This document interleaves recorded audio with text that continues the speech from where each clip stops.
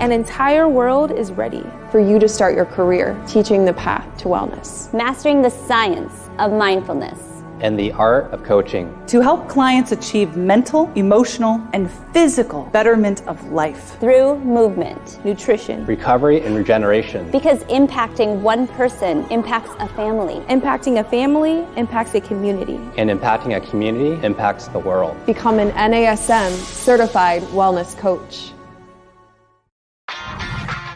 You're listening to the NASM-CPT Podcast with Rick Richey, winner of the Share Care Emmy Award for Social Storytelling and the official podcast of the National Academy of Sports Medicine.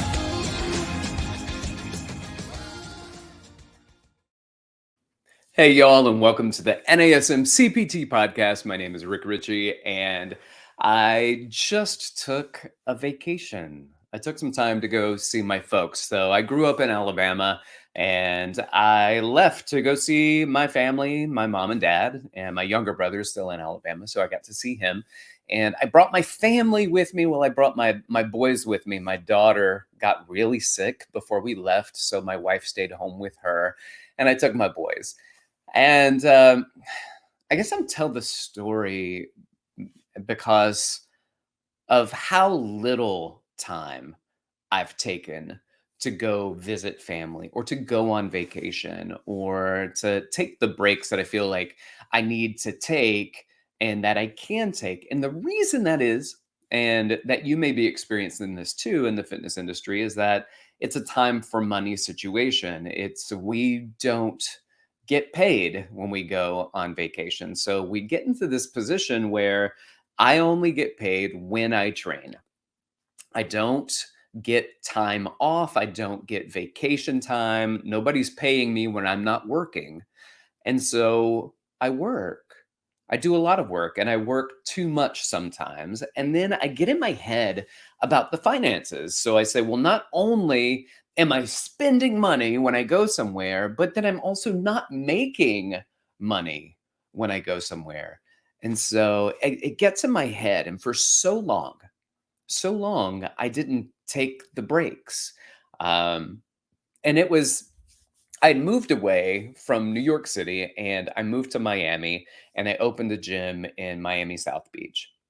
After about 6 months, I was like, just the place is not for me. Not necessarily the company, but like just Miami South Beach was not my living place. And so I moved back to New York City with my tail between my legs. And you usually hear people leaving New York City, going back home with their tail between their legs. I moved back to New York with my tail between my legs. I was like, I'm sorry, New York, I shouldn't have left. But it gave me a lot of perspective. And as I was moving back, I remember my mom saying, well, you better take advantage of some of those cheap flights from New York City to places in Europe and outside the country. And it was strange to me because they never did that. Like, I didn't know that I was part of the group that could do those things. And so I did. I started taking advantage of it. I had the opportunity to just go to London. So I just took a long weekend, went to London, but on my trip, something went wrong with the plane before we got on it.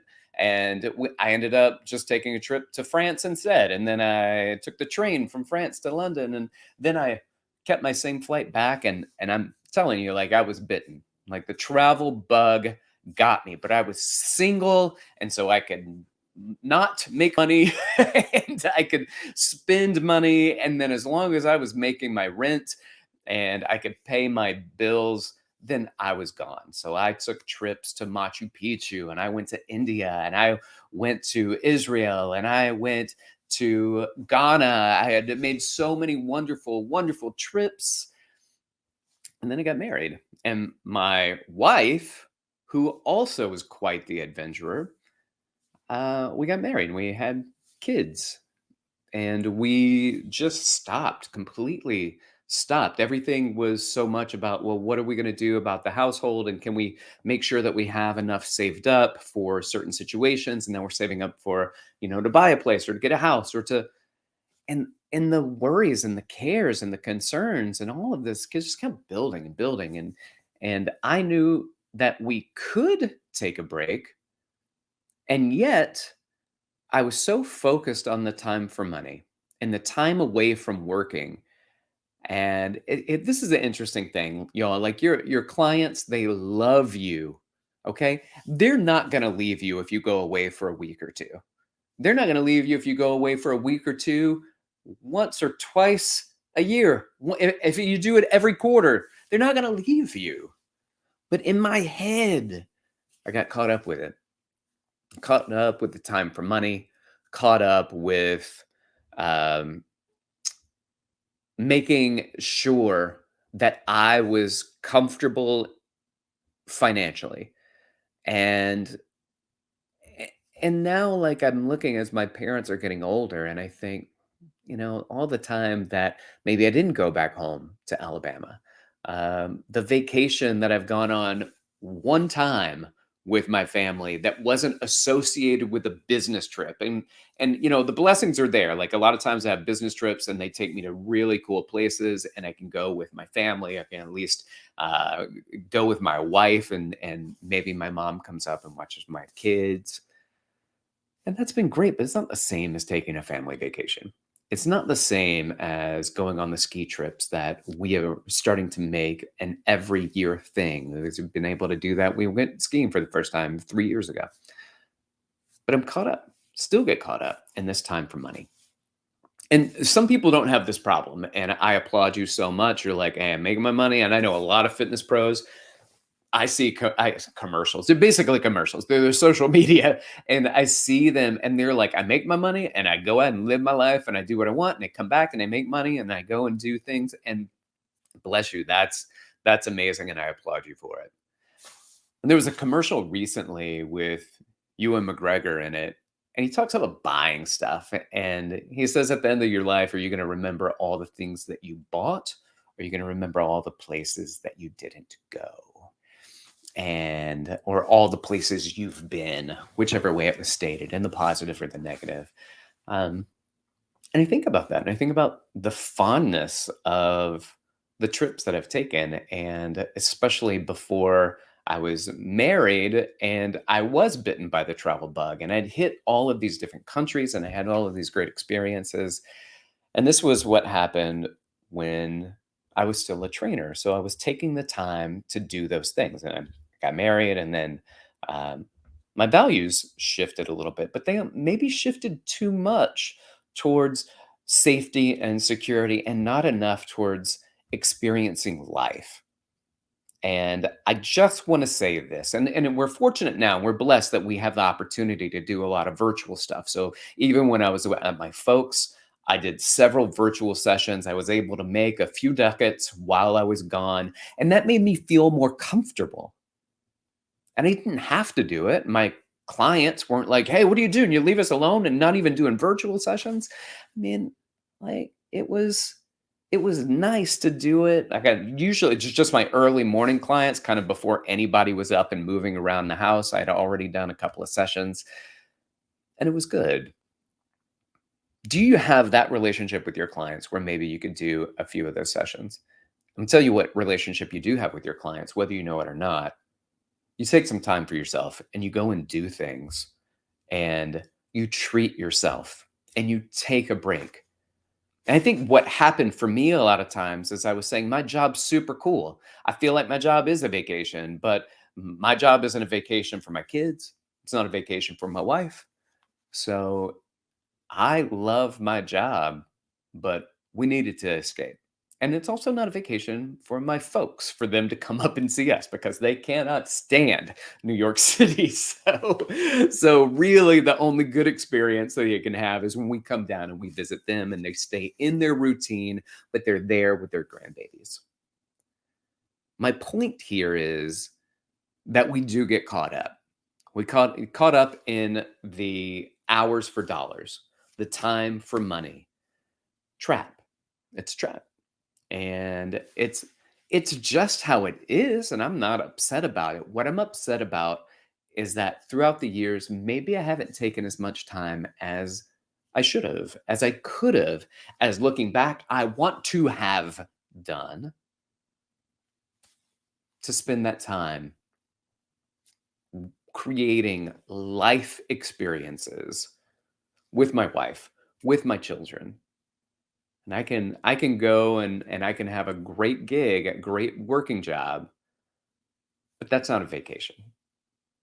And taking time to visit family, taking time to take my family somewhere and escape and just get away and have experiences. Those things are valuable in life. That's a quality of life experience that needs to be had. And to put aside some of the money concerns. I'm going to tell you something. If you've got money concerns, don't put yourself into debt by going and trying to do things that you cannot afford to do. But go see your family. Go see your folks.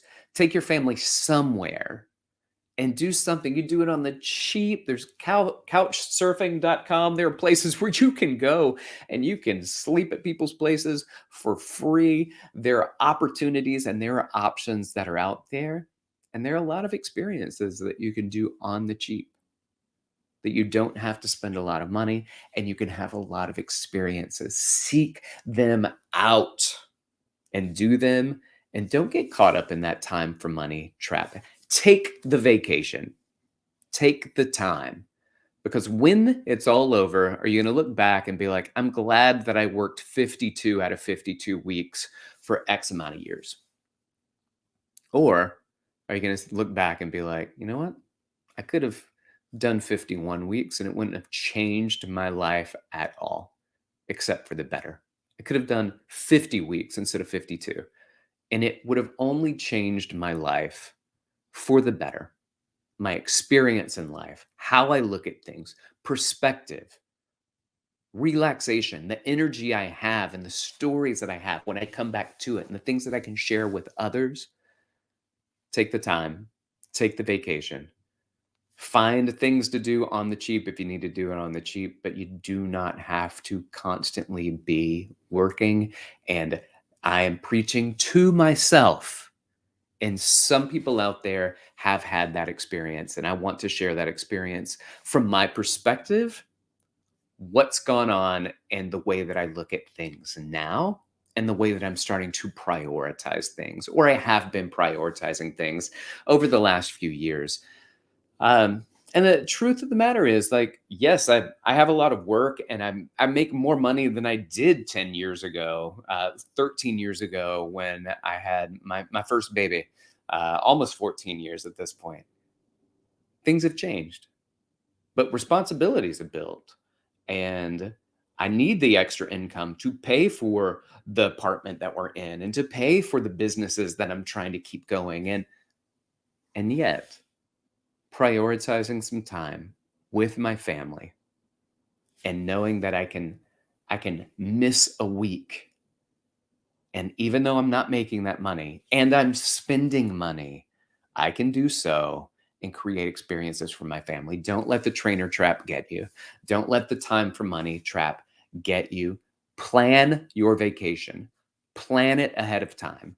And then put aside the money ahead of time and do it every year, and take some time for yourself, take some time for your family, and take the vacation. I hope that was helpful for some of you. Hopefully, most of you don't have the problems that I've had in this area. But if you had, I hope this is an inspiration for you to start putting aside some things, some money, so that you can say, I have decided this is when it is. I think another good thing too for me also is that when my training business is low, it happens to be in August. August, just so many of my clients are away. Guess what? August is a great time for me to go on vacation. So I'm missing a lot of money anyway. I might as well miss out on that money that isn't being made anyway and go on my own vacation, take my family and us go somewhere. So with that being said, thank you so much for taking time listening to it. I hope you found that helpful. If you have questions for me, reach out to me, rick.richey@nasm.org, or you can reach out on Instagram at dr.rickrichey, Richey. Thanks for listening. This has been the NASM-CPT Podcast.